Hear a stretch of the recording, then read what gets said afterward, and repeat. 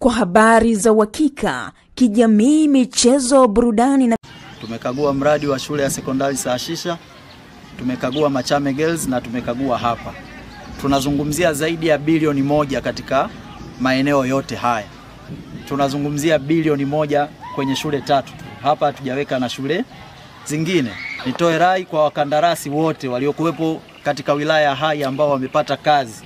Wakandarasi ni wakute site. Nikute nyaraka site. Fedha zipo. Hatuna changamoto ya fedha. Mheshimiwa Rais katenga fedha, zimeletwa. Tuna changamoto ya utekelezaji wa miradi kwenye maeneo machache sana kwenye wilaya yetu ya Hai. Hatuna changamoto ya fedha. Mheshimiwa Rais hana deni. Sisi ndo tuna deni na wananchi katika kutafsiri maono na dhamira ya Mheshimiwa Rais. Kwa hiyo Katibu Tawala, maelekezo yangu wiki hili lote ni wiki ambalo tunapeleka kwa umma huduma muhimu ambazo Mheshimiwa Rais ametuletea. Wananchi wanatakiwa wajue miradi yao ya kimkakati. Tuwakute wakandarasi site na tuwakute department zote zinazosimamia miradi husika. Muombeeni Mheshimiwa Rais na tuiombee nchi yetu. Maendeleo haya hayawezi kuja bila amani. Amani na utulivu katika wilaya yetu ni kitu kikubwa sana. Lakini lazima tumuombee kiongozi mkuu wa nchi pamoja na viongozi wengine wakuu wa nchi. Mungu awape swia na afya njema. Kwa kweli tulijitahidi kufuatilia mradi. Kweli tunapenda kuona kazi nzuri kama hizi. Kwa hiyo mkiona maeneo tunakuwa wakali ni kwa sababu mambo yanakuwa yaendi vile ambavyo ni matarajio ya Mheshimiwa Rais. Kama mnavyojua Mheshimiwa Rais anatamani kuona watoto wa Kitanzania wote wanapata elimu nzuri, wanapata elimu bora, wanasoma kwenye mazingira mazuri. Na mazingira yenyewe ndio haya ambayo yameyatengeneza. Kazi nzuri kama shule tunaiona ni ndani, huu ni mwaka wa pili sasa. Lakini hatujawahi kupata zaidi ya miaka 40 iliyopigwa nyuma.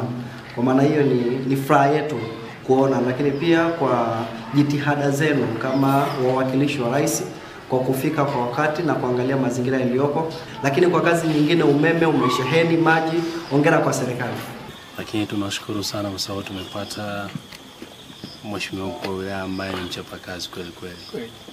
Kwa kweli tunakushukuru sana kwa sababu na hata unavyoagiza na unavyofanya kazi, sisi wenyewe vijana tunashukuru sana. Na pia tunamshukuru Mheshimiwa Rais kuamini vijana kama sisi.